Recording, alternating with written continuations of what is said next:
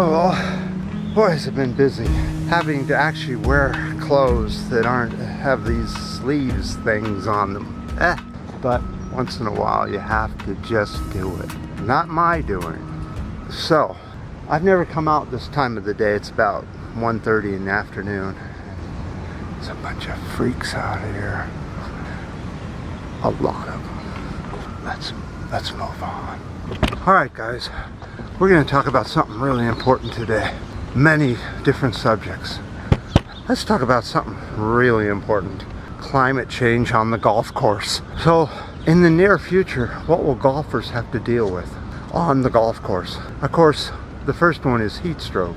High temperatures, but the golf industry has got a problem coming. Fungi. There's a horrible fungus that's infecting golf courses all over the world because of climate change. They're also having to worry about water shortages. And in some cases, like at the Florida what is the name of that thing? Golf course over there where the orange man hangs out.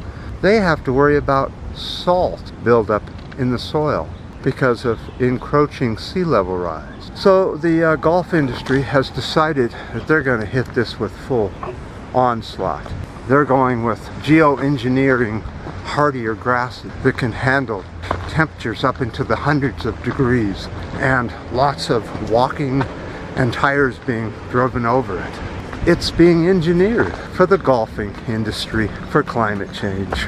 That's good, we're looking after the golfers.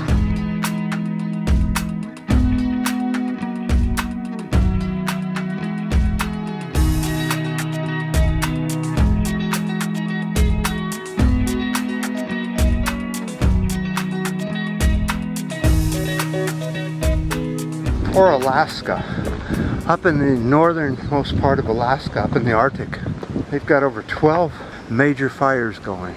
The tundra is on fire. Now, the fire people went up there to look and said it's basically long grasses that are growing, that grow up there during the summer, have caught on fire because of severe drought and are now burning. So basically they're grass fires, but the problem is it's adding a lot of heat to the ground. They're a little worried about melting the permafrost even further. So this is sort of starting to become the first time that we've seen the far Arctic, the north, burn with over 12 fires.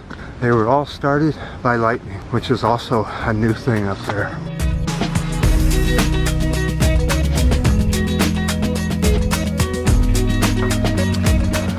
Alright all. I'm going to get a little politics in, and hopefully tomorrow and the next day I can get some videos done. I have some time off coming, finally. So since we're seeing here in the US the migrant situation where we're taking kids from their parents and sticking them in dog cages and in fenced areas and calling them enhanced something or other, they're fucking gulags. That's exactly what they are. They're gulag for children. And you know from my past videos, I'm not in for this at all. Well, as of 2016, which is really out of date, there were 244 million migrants around the world. I hate that word. People traveling from outside where they usually live to somewhere else because of desperation. The World Bank has now come out with a new warning saying there are 143 million more migrants on the way. We haven't even started to see migration. So the US is having a real problem with migrants. Stand that word. They say that the US is a white nation and we have too many brown-skinned people already. So I guess that Statue of Liberty should be torn down, huh? Thrown away?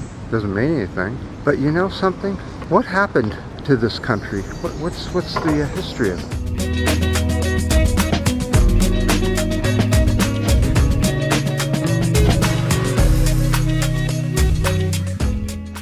So a 1-minute history lesson.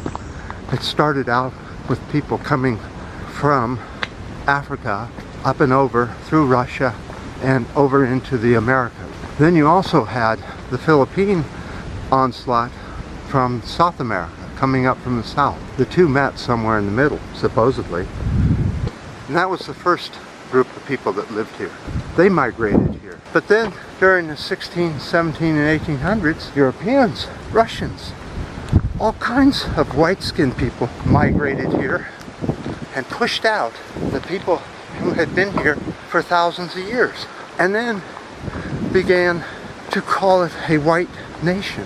This is called a nation of immigrants. What does that mean?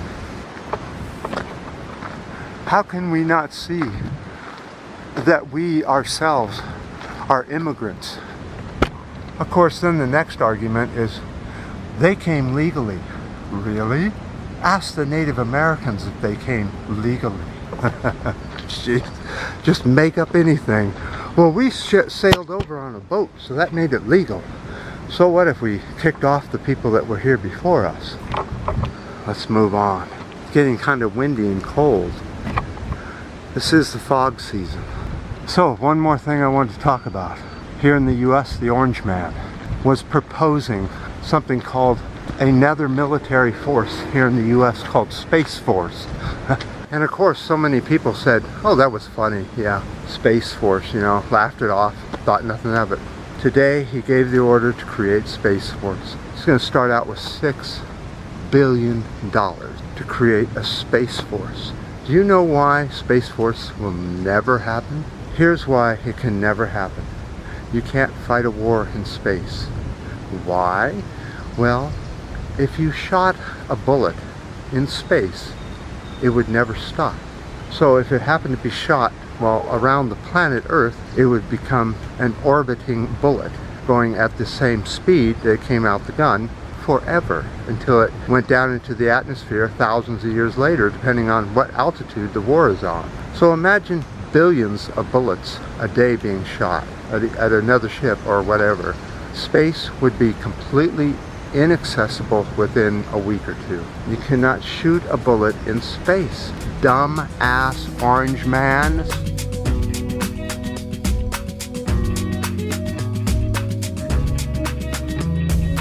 The stupidity of this guy is unbelievable. Okay, this round circle here represents the Earth. This is Mount Everest on the Earth. So what we got here is the atmosphere, the different layers. The further up you go, the less atmosphere. So airlines fly at the top of the troposphere. That's our first layer. You know, it's not very, it's about 8-9 miles deep. But you can only breathe to about half of that. So then you have the stroposphere and the mesosphere and all these spheres, right? But that's not important. What is important is that I'm showing you what happens if you were to have a war in space. So the different layers. So the space shuttle flies at around this distance around the Earth, right? And then the moon is all the way here at this distance here, 238,900 miles away. But what I'm trying to show you here is that all that distance past the moon all the way to here is what you call rotation. So if you have a spaceship here, it will try to fall down to Earth, and the way it does it, it just keeps going around and around the planet over and over and over. And eventually these spheres, these molecules of air, though small, will slow the aircraft down and slowly bring it down and crash it into the Earth thousands, millions, or billions of years, depending how high it is. The moon will never come down to Earth. The moon will just fly off eventually. So, knowing that, airplanes fly at this height. Let's say that Space Force, so let's say the Russians were here in this spaceship at the stratosphere level. So they have their ship here. Okay, and we wanted to attack them with our Space Force, and we were out here at this level. The problem is, if you tried to shoot down to that ship, you'd completely miss, because what would happen is the bullet would just do this and start to rotate around the planet. It does not go down to the ship. Now any basic scientists know this kind of stuff. So from this ship to get down to this ship, he has to go around and around and around, and each orbit push his ship down a little bit further. So this ship is probably going to go further up. So you're never going to have a space war in space with the technology we have today. Impossible, never happened in my lifetime, and it definitely will never happen in the Orange Man's lifetime. What a colossal waste of money. $600 billion to begin with on a concept that scientifically cannot work. You cannot have a space force in space.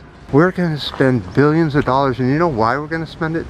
Because the military-industrial complex is going to go wild with this. But if we shoot one bullet in space, could we be that stupid to actually start a war in space? Why would anybody? Instead of doing a space force, why don't we get together with everybody and have a peace force? So the ocean is over there, quite a ways, several miles. But the fog is really coming in today hard. In Marin too. Well, I always like coming over to Marin. It's such a pretty place. I certainly do appreciate all the comments on my last videos. They're always good. People think out their comments quite well. So I certainly do appreciate the comments. My hair and and the ups and the downs and the new subscribers, even though I think YouTube is no longer counting my views or my subscribers. But you come anyway. As long as people come, I can see it on the stats. So until next time.